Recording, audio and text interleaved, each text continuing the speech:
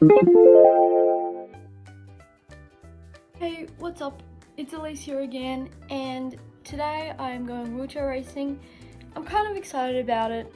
Well, more than usual, I guess I could say, because I feel like I haven't been able to go on my race chair for a while because I haven't been feeling the greatest and the weather has been terrible. So, yeah, I guess I thought I could just take you along and show you how it works, what happens, because I have had some queries about it as I've posted my race chair in a couple videos already. So yeah, I'll just take you along, we'll see what happens.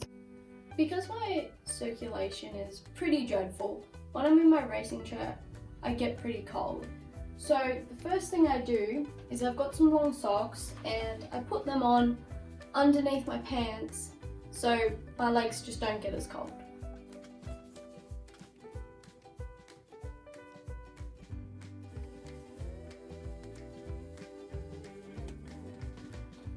I also have some fluffy socks here which I put over the top of that, so I end up with 3 layers because I get really cold legs when in my race chair.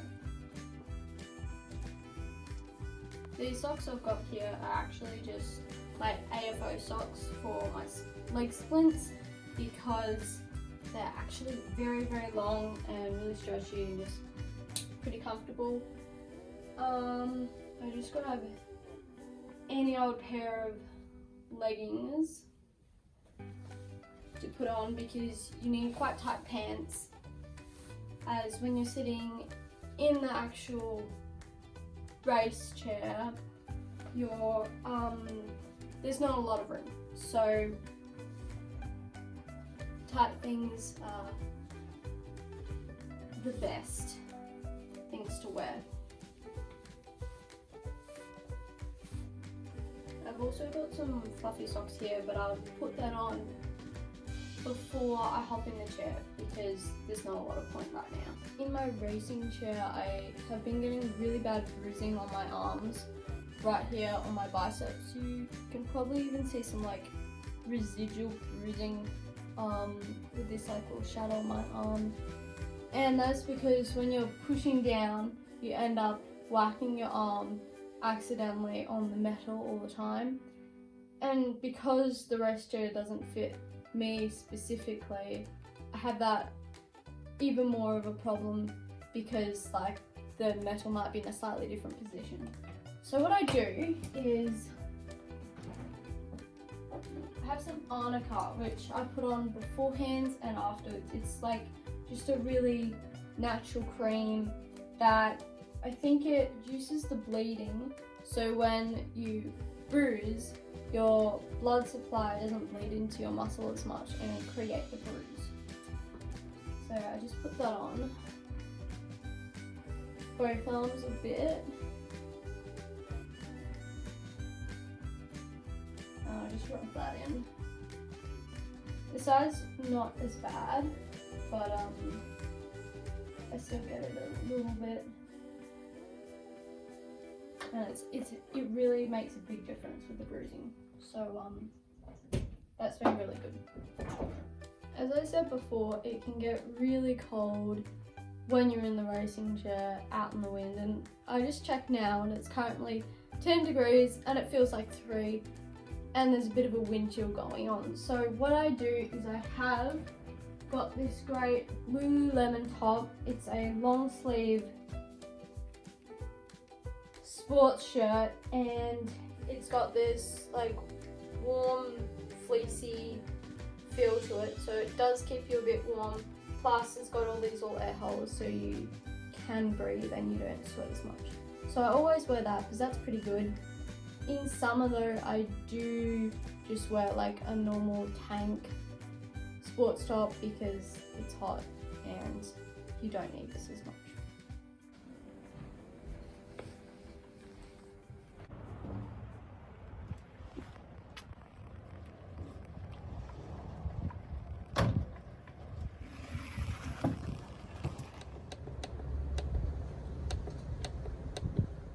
I just put this on 120 psi to pump up these wheels.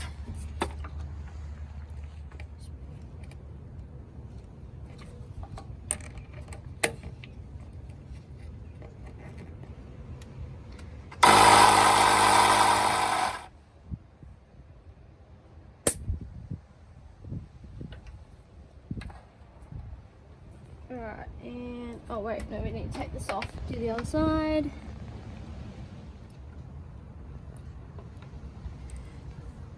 Oh, we need to, is that on? Yep.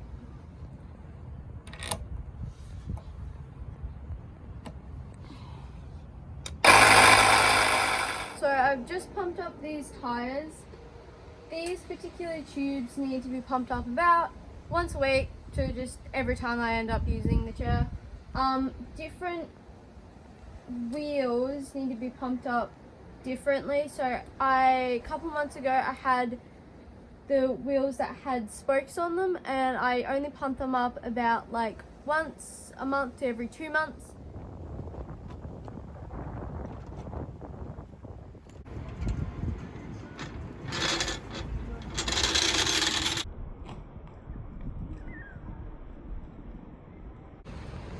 In my bag here I've got like just everything I need. So I've got my helmet, I've got my speedo, spare tires, tubes, I've got drink bottle, most importantly the snacks, and gloves and stuff.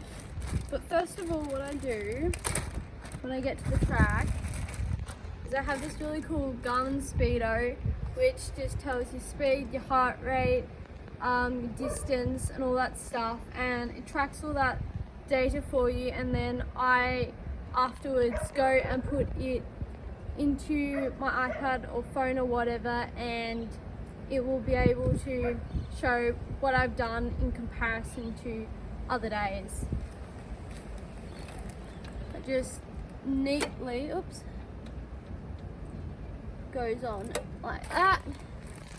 This is a heart rate monitor which connects to the Garmin.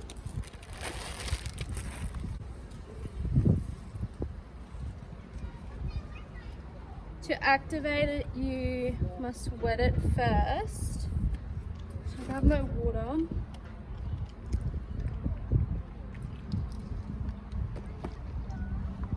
And you just put this water on these pads.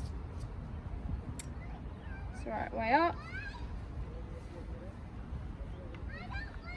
And you just place it on your sternum. But I'll clip it on first. And that should then track to the Garmin.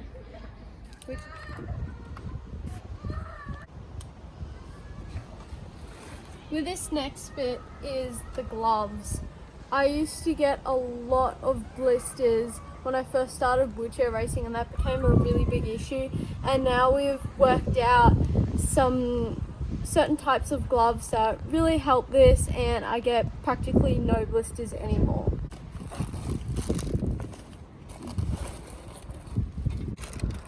First of all, what I do is I get these tiny like finger protecting material pads.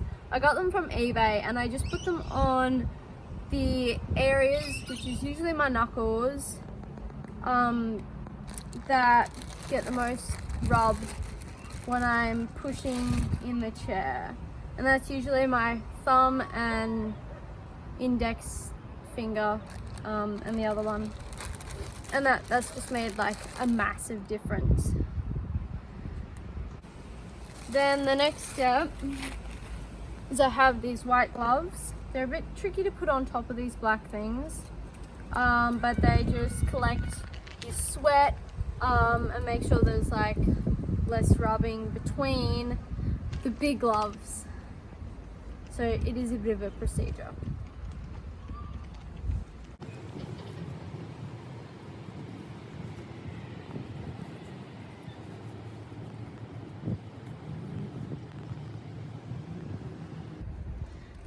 Then for these final gloves, they're kind of a bit like boxing gloves in a way, because what you do is when you're pushing is instead of gripping the wheel and turning it around, because the rim is going at such a fast pace, you practically just use the gloves to punch the rim so it keeps going, so you don't have to grip it.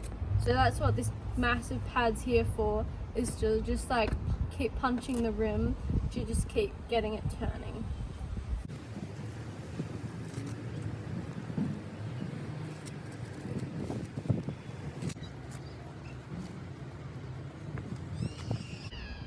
The trick with these is you have 2 fingers in each of the compartments because they're like a 3-fingered glove. So of course you have your thumb in this one, then you have 2 fingers in your main, like the punching pad, and then another 2 fingers in the other sleeve.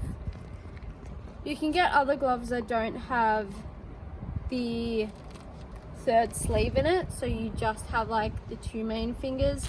But I find when you're turning the chair and lifting it up, I hook these 2 fingers under the rim, so it gives me like that pivot point. So I find that really important, even though a lot of people don't use it.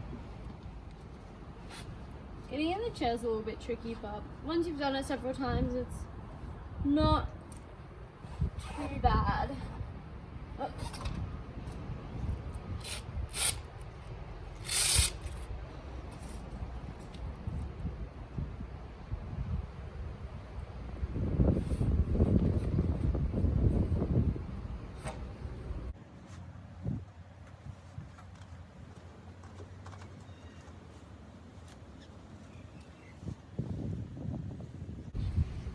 Then you kind of just wiggle into it.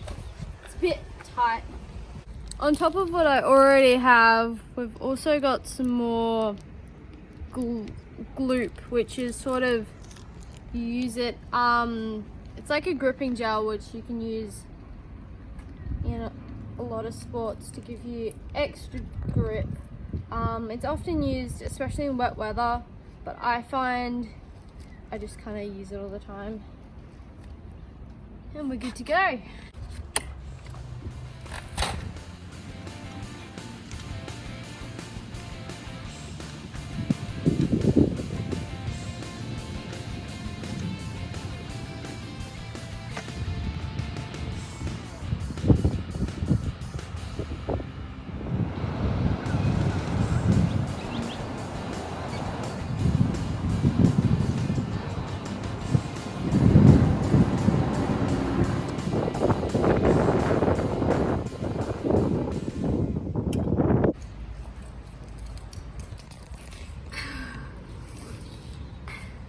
The thing with a drink bottle like this that's important is you must have a drink bottle with a straw. Because when I started out with wheelchair racing and I didn't have a drink bottle like this, I had a drink bottle that you had to tip up, and because I don't have the stomach muscles to sit myself up, I was having to drink on the side and I wasn't really working. So what I did is I got this one, which was fantastic, and it's especially good because it's got this grippy side, which means when you pick it up with these gloves, it's a lot easier.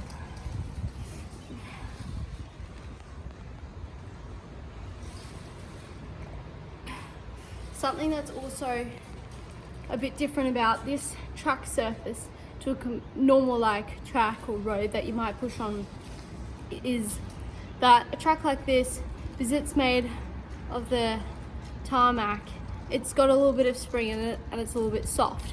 Whereas on a normal track or a road, it's a lot easier to push on because it's very hard and it's a solid surface.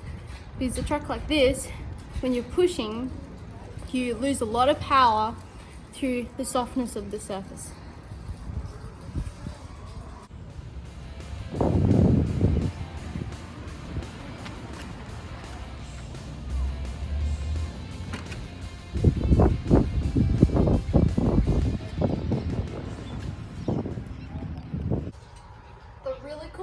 This racing chair is it has a mechanism to set it for the track. So instead of having to steer the whole way along, because when you're pushing, it's a little bit hard to reach up to the handles and turn it, because you can't really steer at the same time. So what they've built in is this mechanism that if you hit it, it'll set the front wheel to steer to the same degree around the track, and then if you hit it again on the other side, it will set it to straight.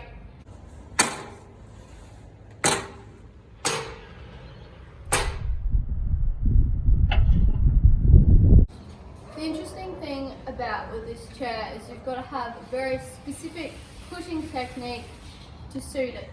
So a lot of people when they're starting out, they'll push and they'll just go down like you would, a bit like in a normal chair. But the thing with this chair is to really get that momentum going is you start about at this 1-2 o'clock position and you go right round to the 7 o'clock straight up and push back. Now I did do a slow motion video of this a couple of weeks back and that shows the action pretty clearly. The thing that's interesting when you look at it carefully is it's very similar to the action that you'd have while doing butterfly when swimming. So you do the push forward and then you've got to do this great reach, pull back and over. So you've got to have that really strong pull back action with your shoulders.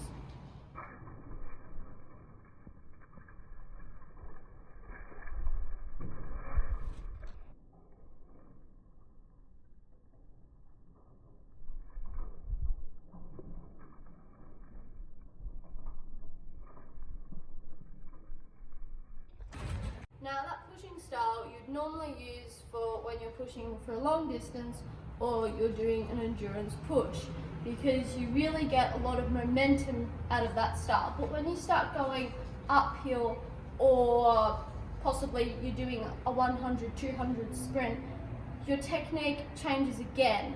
And that's when you start going back to this really short punches down.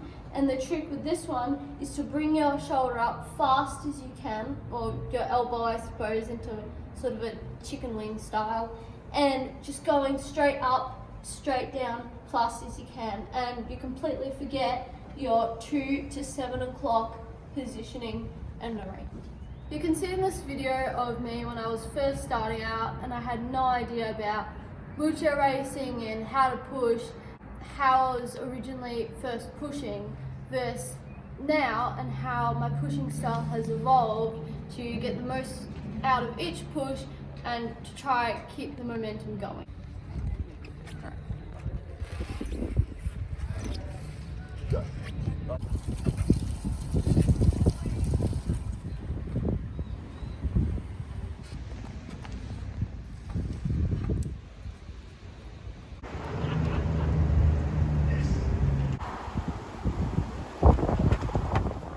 Now I'm at home, I immediately always do some TheraBand exercises because I feel like it's a really good way to ease your muscles into having a rest and, I don't know, vegging out rather than just doing a lot of hard work then immediately stopping.